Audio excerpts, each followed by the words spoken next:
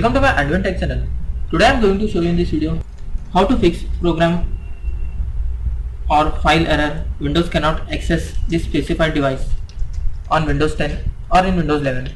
So before going to start the video, if you are not subscribed my channel, please subscribe. So let's start the video.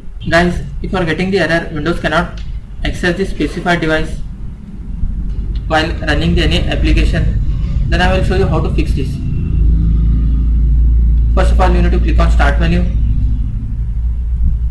then search for the settings, click on settings. Guys, if you have installed Windows 10, here you will see Windows Security. In my laptop I have installed Windows 11, that's why it's showing Privacy and Security. If you are installed Windows 10, you will find here Windows Security. Just click here, Privacy and Security. In this you can see here Windows Security. Just click on Windows Security. Under production areas you can see here App and Browser Control. Just click here.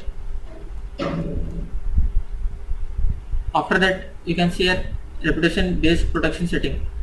Just click it and you need to scroll down a little bit.